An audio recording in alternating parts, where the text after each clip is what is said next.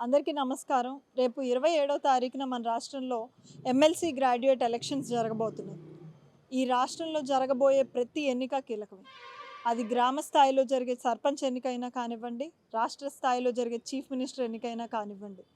మన రాష్ట్రంలో జరిగే ప్రతి ఎన్నిక, ఎన్నుకోబోయే ప్రతి నాయకత్వం మన భవిష్యత్తుకి, మన బిడ్డల భవిష్యత్తుకి, మన రాష్ట్ర భవిష్యత్తుకి ఎంతో కీలకం. అందులోనూ ఈ గ్రాడ్యుయేట్స్ ఎంచుకోబోయే నాయకత్వం అనేది మన రాష్ట్రంలో ఎంతోమంది గ్రాడ్యుయేట్స్, అది ఉద్యోగస్తులు అవ్వనివ్వండి, ఉద్యోగాలు రాని వారు అవ్వనివ్వండి, వారందరికీ వారి సమస్యలు వినిపించడానికి, వారి కోసం పోరాడడానికి ఒక గొంతుకని ఎన్నుకోవడం. కాబట్టి ఇటువంటి ఎలక్షన్స్లో మనం ఒక సరైన నాయకుడిని ఎన్నుకోవడం చాలా అవసరం. ఇప్పుడే మన రాష్ట్రం కొత్త ప్రభుత్వాన్ని ఎన్నుకోవడం జరిగింది, కూటమి ప్రభుత్వాన్ని.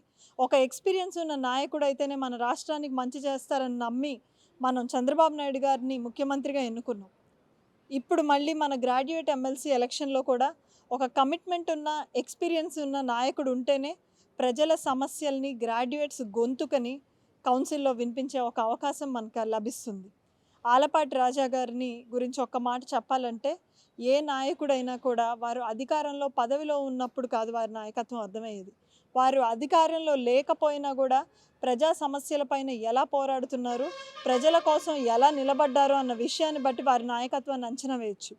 గత 5 ఏళ్లుగా మనం చూస్తే మన రాష్ట్రంలో ఉన్న ఒక అతిపెద్ద సమస్య రాజధాని సమస్య.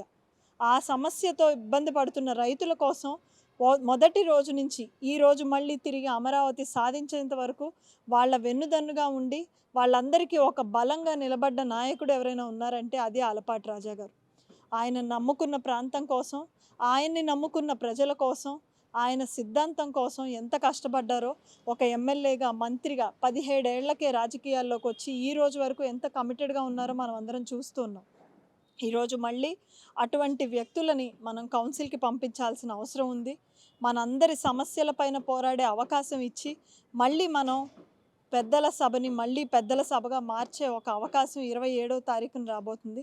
ఖచ్చితంగా కృష్ణా, గుంటూరు ప్రాంత ప్రజలందరూ కూడా, గ్రాడ్యుయేట్స్ అందరూ కూడా ఆలపాటి రాజా గారికి ఓటేసి మొదటి సంఖ్యలోనే, క్రమ సంఖ్యలోనే ఆయన పేరు కనిపిస్తుంది.